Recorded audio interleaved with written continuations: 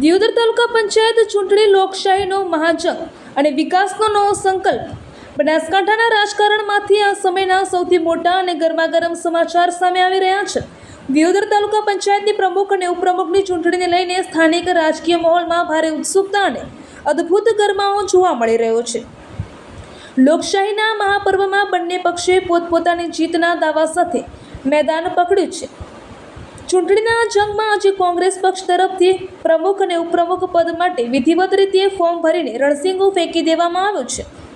કોંગ્રેસ પક્ષના સત્તાવાર મેન્ડેટના આધારે પ્રમુખ પદ માટે પ્રભાતભાઈ મફતસિંહ વાઘેલા અને ઉપપ્રમુખ પદ માટે પાનાબેન વેલાભાઈ ચાવડાએ ભારે ઉત્સુકતા સાથે પોતાની ઉમેદવારી નોંધાવી છે.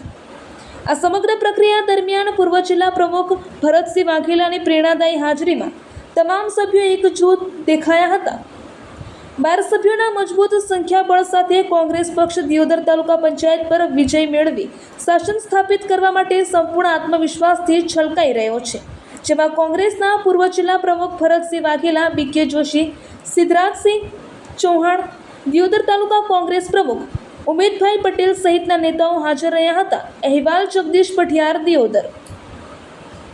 શ્રેષ્ઠ નેતૃત્વએ, જિલ્લાનું અમારું શ્રેષ્ઠ નેતૃત્વ, તાલુકાના અમારા શ્રેષ્ઠ નેતૃત્વએ તાલુકા પંચાયતના પ્રમુખ તરીકે પ્રભાતભાઈ મફતસિંહજી વાઘેલાનું કોંગ્રેસ તરફથી ફોર્મ ભર્યું છે અને ઉપપ્રમુખ તરીકે પાનાબેન વેલાજી ચાવડા સણાવનું અમે ફોર્મ ભર્યું છે. અમારા તમામ 12 સભ્યો એકમત થઈ અને સર્વાનુમતે અમે વરણી કરી છે.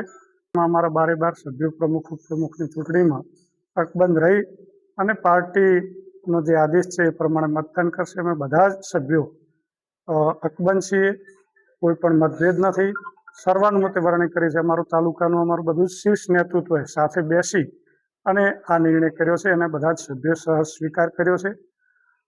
તાલુકાના વિકાસમાં આવતીકાલે મતદાન થશે. અમને સંપૂર્ણ વિશ્વાસ છે કે અમારા બંને ઉમેદવારો આવતીકાલે વિજેતા બનશે. ખાસ કરીને વાવથરા જિલ્લાની સત્તા મળી રહી છે, શું કહેશો આ બાબતે?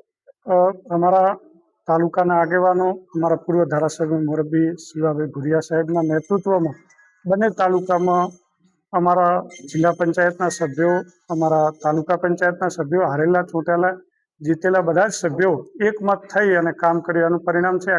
બંને તાલુકામાં કોંગ્રેસ તરફી પરિણામ મળ્યું છે અને બંને તાલુકામાં કોંગ્રેસ પક્ષ વિકાસના કામોમાં બધા જ લોકોને સાથે લઈને કામ કરશે અને નકારાત્મક નહીં પરંતુ તાલુકાના વિકાસમાં હકારાત્મક બધા જ લોકોને સાથે લઈ પ્રમુખ અને અમારા ચૂંટાયેલા સભ્યો, અમારા જિલ્લા પંચાયતના સભ્યો સતત લોકો વચ્ચે રહેશે, લોકોની વચ્ચે રહેશે અને લોકો